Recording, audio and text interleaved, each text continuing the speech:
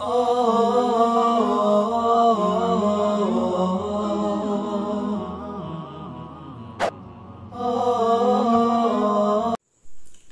अलैकुम वरहमतुल्लाहि वबरकातुहू। नहमदुहु व नुसल्ली अला रसूलिहिल करीम, अम्मा बाद। मुअज़्ज़ज़ नाज़रीन, इस मौके पर हम आपकी खिदमत में बदशुगूनी और बदफाली से मुताल्लिक़ जो शरीयत में और इस्लाम में मज़म्मत की गई है और इससे जो रोका गया है, इससे मुताल्लिक़ चंद बातें अर्ज करेंगे। बदशुगूनी या बदफाली कहते हैं किसी चीज के बारे में मनहूस होने का तसव्वुर करना, किसी चीज के बारे में बुरा ख्याल लेना और नहुसत वाला ख्याल लेना, इसको बदशुगूनी और बदफाली कहते हैं। इस्लाम से पहले लोगों के जहां अकायद खराब थे और लोगों के जहां ईमान नहीं था, वहां उनके अंदर बदफाली लेने का भी बहुत मिजाज था और हर चीज में वो बदशुगूनी लिया करते थे।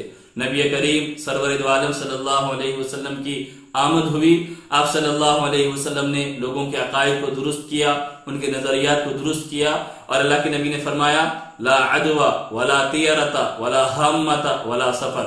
जो जमाने में, जमाने जाहिलियत में जिस तरह के बदफालियां, गलत ख्यालात पाए जाते थे, अल्लाह के नबी ने तमाम की तरदीद फरमाई। अल्लाह के नबी ने फरमाया कि ये तसव्वुर गलत है कि बीमारियां लगती है, क्योंकि उस जमाने में बीमार कोई हो जाता तो उसको अछूत बनाकर छोड़ दिया जाता और कोई उसके करीब नहीं फटकता ताकि कहीं उसकी बीमारी सामने वाले को न लग जाए। अल्लाह के नबी ने इसकी तरदीद फरमाई। सफर के महीने के बारे में ख्याल था कि सफर का महीना मनहूस है, नामुबारक है। अल्लाह के नबी ने फरमाया, वला सफर, कि सफर का महीना मनहूस महीना नहीं है।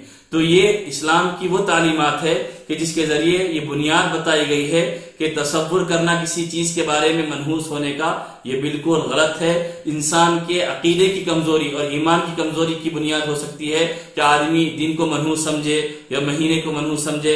जैसा हमारे पास चहारशंबा आ जाए तो लोग समझते हैं कि चहारशंबे के दिन खुशी का काम नहीं करना चाहिए, उस दिन अच्छे काम की शुरुआत नहीं करना चाहिए क्योंकि चहारशंबे का दिन मनहूस है।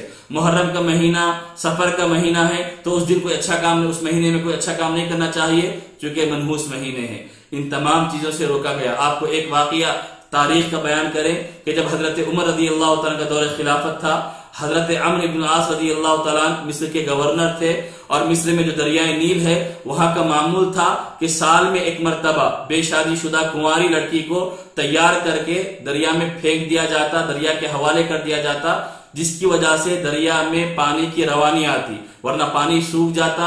तो ये उन लोगों का रिवाज था जमाने जाहिलियत का। जब वहां पर इस्लाम फैला और इस्लाम पहुंचा तो हालात ये हुए कि दरिया खुश्क हो गया। लोग अपने अकीदे के मुताबिक लड़की को तैयार करके डालने वाले थे।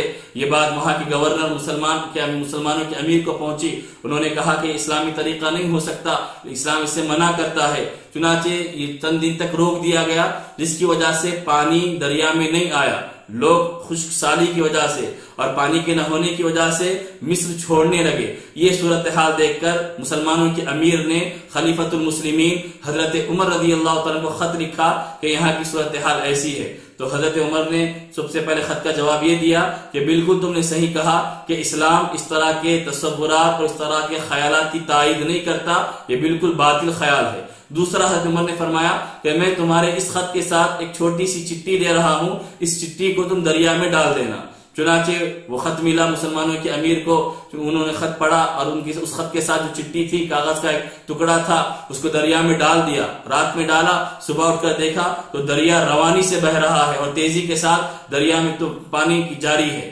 लोग हैरान और परेशान रह गए। उस चिट्ठी में क्या लिखा हुआ था? जब देखा गया था शुरू में तो चिट्ठी में यह लिखा हुआ था कि हजरत उमर ने उस चिट्ठी में दरिया को मुखातब किया कि दरियाए नील, अगर तू अपनी तरफ से जारी है तो मैं मना नहीं करता, लेकिन अगर अल्लाह वाहिद और कहार ने तुझे जारी किया है तो मैं उसी अल्लाह से सवाल करता हूं कि दूसरे वो अल्लाह इस दरिया को जारी कराए। अल्लाह तबारक व तआला ने ईमान वालों की इस ईमानी कुव्वत और ताकत का मुजाहिरा दुनिया वालों के सामने दिखाया कि दरिया जारी हो गया और आज तक जारी है। इसके जरिए हजरत उमर रज़ी अल्लाह तआला ने ये सबक उम्मत को दिया कि इस तरह के बातिल ख्यालात रखना, बदशुगूनी लेना, मनहूस होने का तसव्वुर लेना, ये इस्लाम में जायज नहीं है। तो बहरहाल हमारी ये जिम्मेदारी है कि हम हर तरह की बदशुगूनी वाले आमाल से बचने वाले बने, हमारे माशरे में बाज लोग ये समझते हैं कि रास्ते से बिल्ली गुजर जाए तो उस रास्ते को छोड़ देना चाहिए, अच्छी बात नहीं है।